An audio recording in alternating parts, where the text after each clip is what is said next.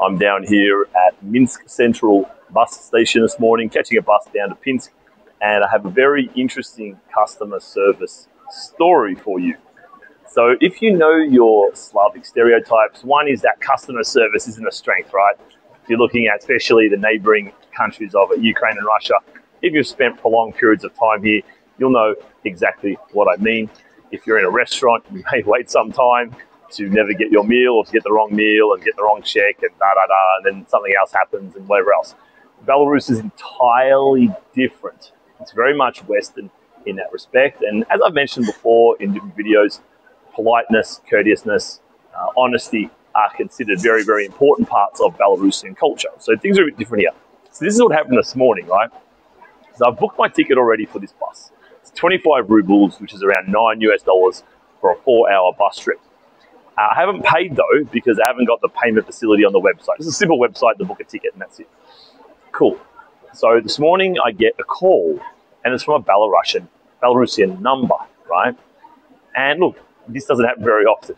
So I'm like, okay, it's probably a bus company and there might be a problem.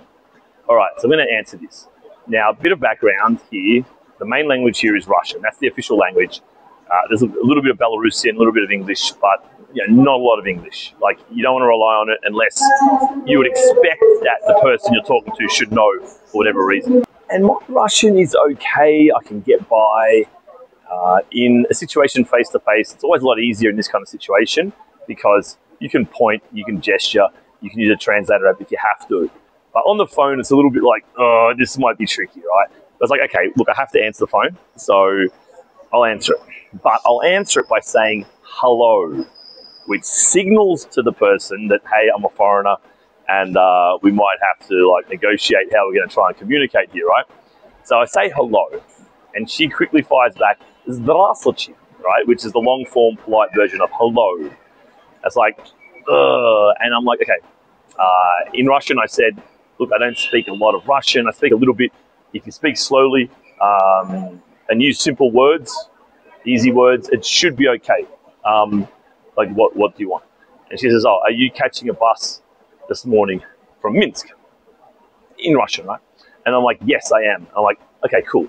At least I know it's a lady from the bus company, right? This is a good start. All right. And she says, okay, and you'll arrive in Pinsk at this time. And the bus takes off at this time. I'm like, yes. 10:20, arrives there, whatever, 14:25 or 4 oddish hours later.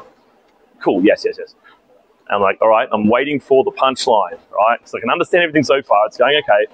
And then she's like, oh, you also make sure you have cash of 25 rubles on you. It's like, yeah. It's nail. What else you got? And it's like, that's it, все.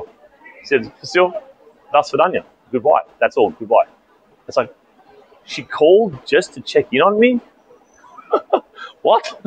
What is this? She just called, it's like a courtesy call. Like, she called just to make sure I got all the details right and remember that I'm going, and like she's my friend or something. It's like, what on earth is this? This is bizarre. It's like, okay, but it's actually very Belarusian. It's I wouldn't expect it, but it doesn't surprise me. You know what I mean? They're a bit like that here. It's a bit like, it's one little family in a town. That's kind of the vibe sometimes. Not all the time, but sometimes. And that's what happened. She called. I hope you enjoyed this story. I've got many more because I've been living here in Belarus for almost a year now. So if you're interested in learning more about this country, it's such a sheltered, shut-in, shut-off kind of country. It has been for so long that really no one even knows it exists. So if you want to know more about it, please do check out my channel. I've got a lot of intel and interesting thoughts and analysis of what goes on here.